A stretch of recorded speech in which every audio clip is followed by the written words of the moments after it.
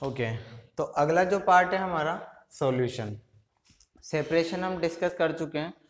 अब एक last topic बच रहा है जो है आपका सॉल्यूशन। सॉल्यूशन तो काफ़ी फेमिलियर वर्ड है, हम सभी जानते हैं व्हाट इज सॉल्यूशन। तो सॉल्यूशन किससे मिलकर बनता है आपका? एक तो सॉल्यूट से मिलकर बनता है और सॉल्वेंट से मिलकर बनता है। तो solute plus solvent equal to क्या हो जाता है? सॉल्यूशन। अच्छा, अब सॉल्यूट क्या होता है? सॉल्यूट वो होता है किसी भी सॉल्यूशन का वो वाला पार्ट, जैसे जो चीज़ आपको मिलानी है ना, जिस चीज को आपको मिलाना है, तो वो आपका क्या हो जाता है? सॉल्यूट। और सॉल्वेंट क्या होता है? जिसके अंदर मिलाया जाता है वो क्या होता है? सॉल्वेंट। अच्छा, इसका एग्जांपल देखते हैं। सॉल्ट को वाटर के अंदर मिलाया जा रहा है, तो सॉल्ट को मिलाया जा रहा है ना, तो इसको मिलाया जा रहा है, तो that means this is your solute part. Water के अंदर मिलाया जा रहा है, जिसके अंदर मिलाया जाता है वो क्या होता है आपका? सॉल्वेंट। तो solute plus solvent, salt plus water मिला के क्या बना रहे हैं? आपका सॉल्यूशन। अच्छा, ये तो सॉल्यूशन, और ये सॉल्ट प्लस वाटर है, तो ये कौन सा सॉल्यूशन हो जाएगा? ये सॉल्ट सॉल्यूशन हो जाएगा आपका। तो ये डेफिनेशन है। अगला आता है सोल्यूबिलिटी। सोल्यूबिलिटी की डेफिनेशन आपको याद रखनी है। The maximum amount of solute that can be dissolve in that can be dissolved in log of the solvent at any specified temperature is called solubility। Means ये होता है कि सोल्यूबिलिटी वो है जैसे आपने सॉल्ट को वाटर के अंदर किसी स्पेसिफाइड टेम्परेचर पे, जैसे रूम टेम्परेचर होता है 25 डिग्री सेल्सियस, तो किसी पर्टिकुलर टेम्परेचर पे अगर आपने इसको मिला दिया है, किसको? सोल्यूट को सॉल्वेंट के अंदर, तो वो आपका क्या होता है? सोल्यूबिलिटी होता है। सिमिलर टू सॉल्यूशन है, बट आपको टेम्परेचर वर्ड एक्स्ट्रा याद रखना है इसमें, ठीक है। तो ये आपका हो जाएगा सोल्यूबिलिटी। सोल्यूबिलिटी कब बढ़ती है? कब बढ़ती है? जब आप इंक्रीज विद द टेम्परेचर। मतलब ये है कि किसी भी सॉल्यूशन की सोल्यूबिलिटी तब बढ़ेगी जब आप उसका टेम्परेचर क्या कर दोगे? मिला दोगे। जैसे आपने शुगर डाला वाटर के अंदर और आप उसका टेम्परेचर बढ़ा दोगे ना, तो आपको क्या है? उसको किसी स्पून से स्टर करने की भी जरूरत नहीं है। After some time you will see that the sugar is automatically dissolved in water. तो वो थोड़े आपको अपने आप ही उसमें हो जाता है, ठीक है। तो किसी भी सॉल्यूशन का टेम्परेचर आप बढ़ा दोगे तो उसकी क्या बढ़ जाएगी? सोल्यूबिलिटी ऑटोमेटिक बढ़ जाएगी, ठीक है।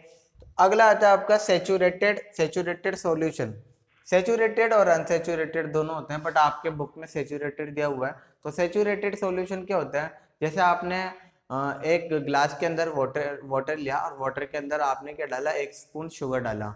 तो आप उसको थोड़ी देर बाद उसको मिक्स करोगे तो वो मिक्स हो जाएगी, but after some time you take another spoon of sugar and mix that, तो वो भी मिल जाएगी। लेकिन ऐसे करते आप शुगर उसमें डालते जाओ, 4-5 स्पून डाल दोगे, तो आफ्टर सम टाइम आप उसको कितना भी मिला लो वो शुगर उसके अंदर नहीं मिलेगी।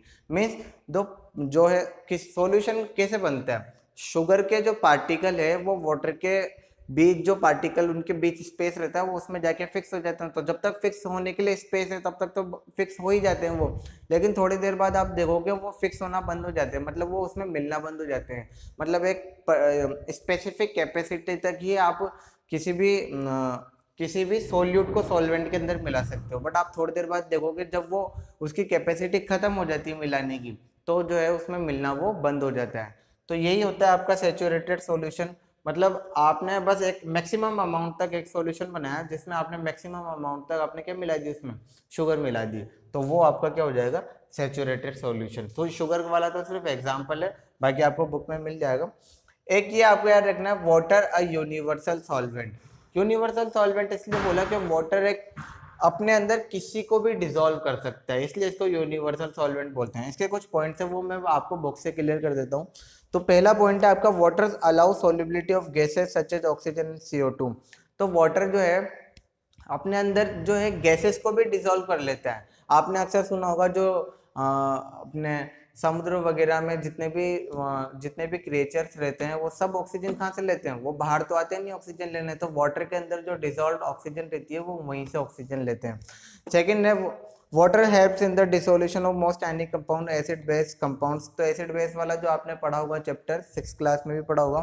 तो वाटर क्या करता है? मोस्ट आयनिक कंपाउंड होते हैं उनको भी वो क्या कर देता है? ब्रेक कर लेता है या अपने अंदर वो डिसॉल्व कर लेता है। तो ये हो जाएगा आपका।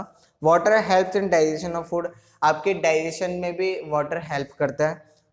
फोर्थ वाला है plant take up vital nutrition, plant भी अपने न्यूट्रिशन किसके थ्रू लेते हैं, वो वाटर के थ्रू ही लेते हैं। और फिफ्थ वाला जो है water is also use as solvent to transport the waste and unwanted material, और वाटर के थ्रू ही अब जो ह्यूमन बॉडी या प्लांट ले लो, अनवांटेड मटेरियल जो है बाहर निकाले जाते हैं वो वाटर के थ्रू ही निकाले जाते हैं। तो ये चैप्टर आपका खत्म होता है। इसके क्वेश्चन आंसर हम अगले वाले सेक्शन में डिस्कस करेंगे। ठीक है, थैंक यू।